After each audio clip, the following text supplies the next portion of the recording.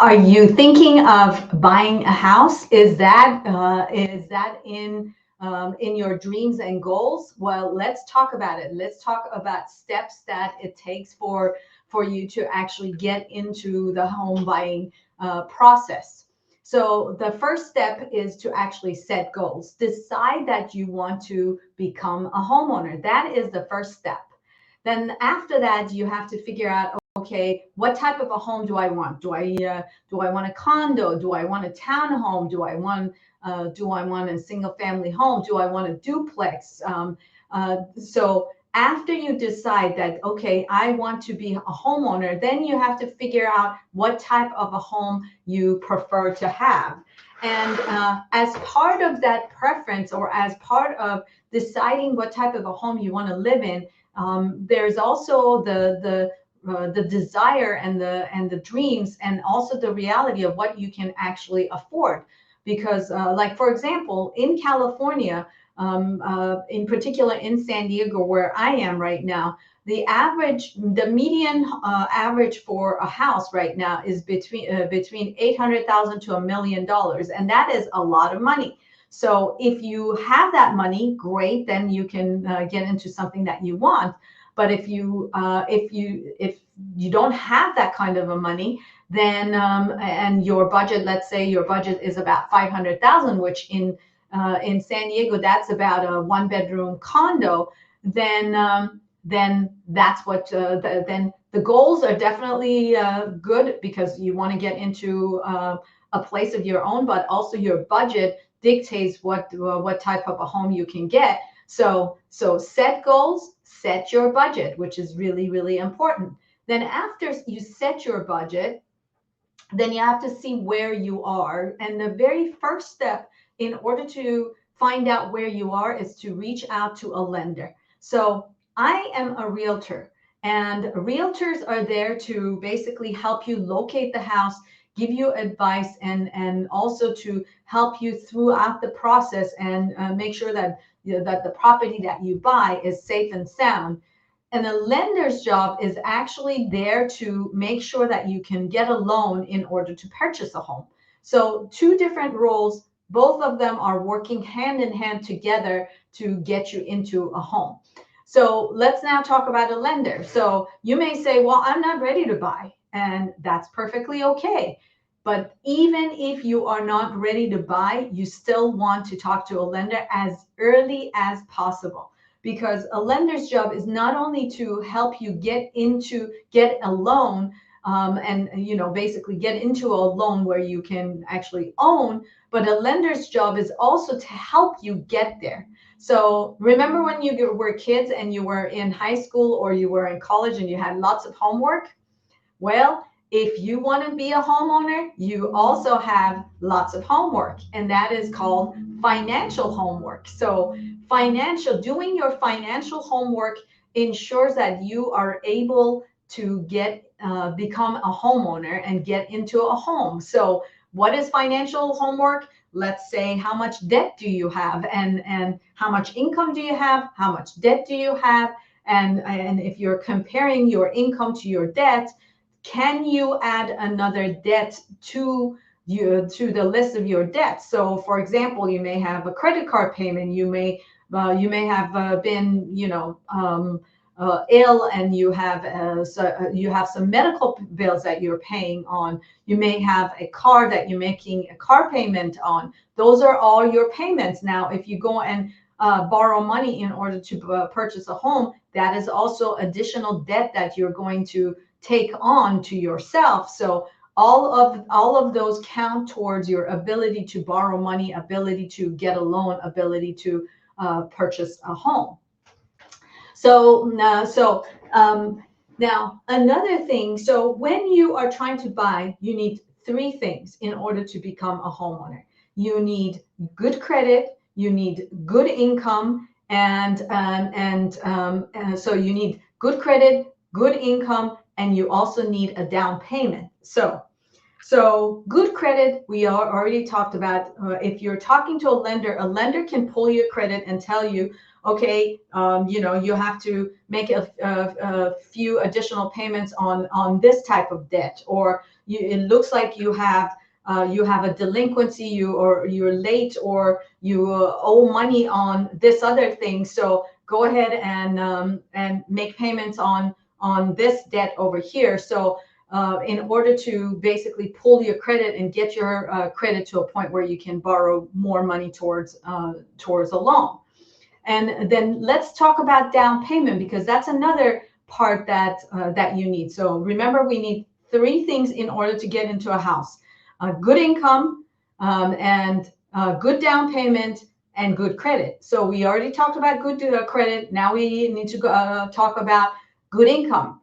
Well, that's self-explanatory, right? So if you have a good job, then you have the good income. If you have a job and the job doesn't pay you enough to qualify for a loan, then maybe you need a second job. Maybe you need to partner up with somebody so that you have double income in order to get into the house. Maybe you need somebody to co-sign with you. For example, if you're a child and you're a parent and trying to help your child buy a home, well, maybe you need to be a co-signer so that your income counts towards the income that is needed in order to get your child into a home. So different scenarios, whatever it is, you need to make sure that you have a good amount of income in order to get into a home. And so we talked about good credit, we talked about good income, and now we need to talk about down payment. Okay, so down payment has many facets to it. Years ago, my sister and I, the very first place that we bought was a condo, and I remember the price of the condo was $140,000, and the lender said you need 20% down in order to get into this condo. Back in those days, FHA loans were not an option. With an FHA loan, all you need is 3.5% down, and that was not the option, or at least it wasn't offered to us, or we didn't know about it. Either way, we were told that we needed to put down 20%. And let me see, I can't quite remember how much that was at the time. So 20%, we needed to have $28,000 down. And my sister and I, we had about $14,000. So we were short about $14,000. And the realtor at the time that was working with us showed us a whole bunch of places. And the mistake that the realtor made at the time was showed us a lot of places before he put us in touch with a lender and find out how much we qualified for. So once we had looked at a whole bunch of places and now we were ready to make an offer, he then introduced us to a lender, which was a mistake. He should have put us in touch with the lender at the very beginning before he showed us any homes at all.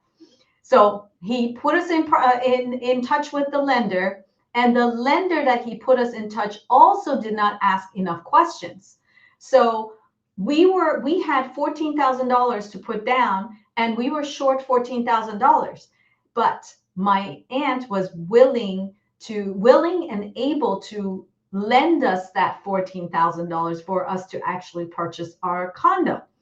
And the lender failed to ask us about that, and the realtor automatically deducted that $14,000. And so instead of $140,000, he said, well, $140,000. He said, well, you're only good for 120. Let's see, how much was that? 140,000 minus $14,000. You're only good for $126,000. So let's reduce the amount of money, reduce your purchase price, and let's start looking for places for $126,000, which obviously was not going to work for us because we had seen a place that was worth $140,000 and we wanted that one.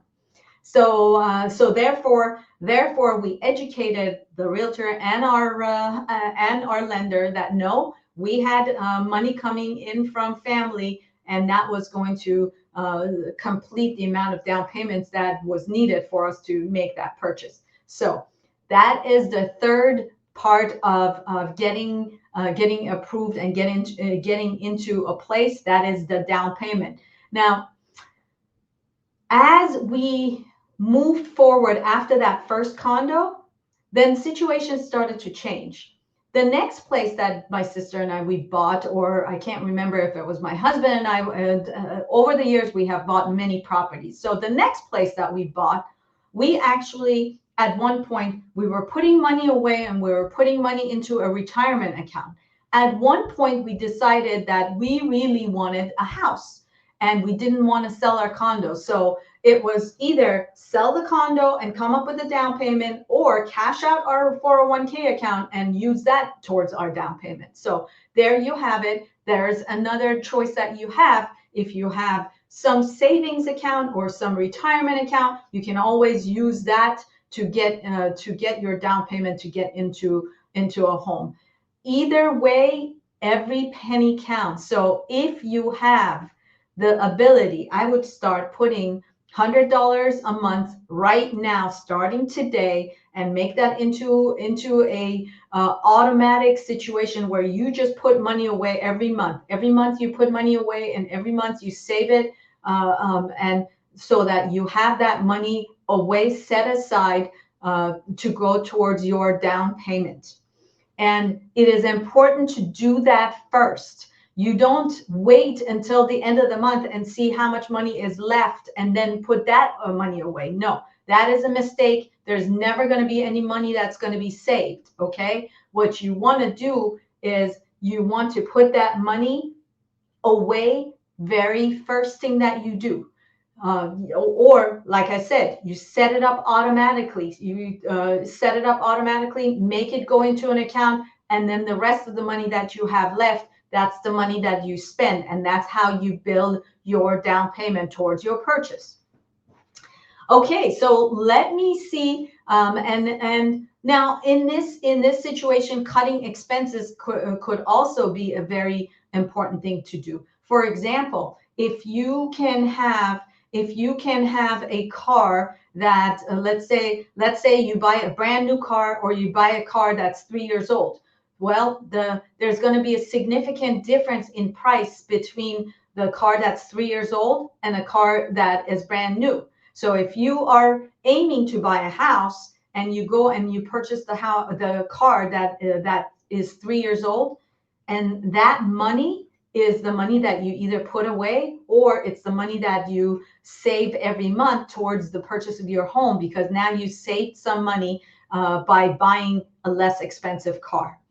Other expenses, let's say you're used to having coffees. Well, I remember when I used to live in New York before Starbucks, which is my favorite, but before Starbucks came into business, coffee was 99 cents. And now when I go and buy a coffee, it's $6 a cup.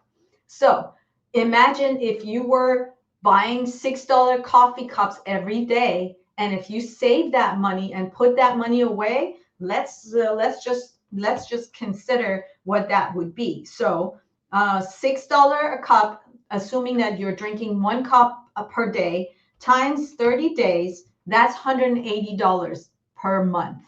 And in a year, so let's talk about that. In 12 months, that's $2,160 per year. So let's say you decide you're going to buy a house in 4 years, right? So $2,160 times 4, that's $8,640. And you can argue that may not be enough to help you buy a house here in California, but you never know. It depends on how much money you actually need to bridge that gap. It is a significant amount of money. So there you have it. Those are some of the do's and don'ts of that you need in order to save money to purchase a house. And if you find this content helpful, please, if you're watching it on YouTube, give me a thumbs up, and I'll always subscribe to my channel so that you know about updates that are coming up, and you're always informed about real estate. And And I always appreciate it. If you have any business, any referrals, I am here. Anywhere in the United States, if you're thinking of buying or selling a house, I'm here to help. And if you are reaching out to me, there's my phone number. And you can always find me on my website, or you can always send me an email. I am also active on Instagram. There's my Instagram handle. Or if you're looking for me on Facebook, there is my Facebook name. So thank you very much and make it a great day.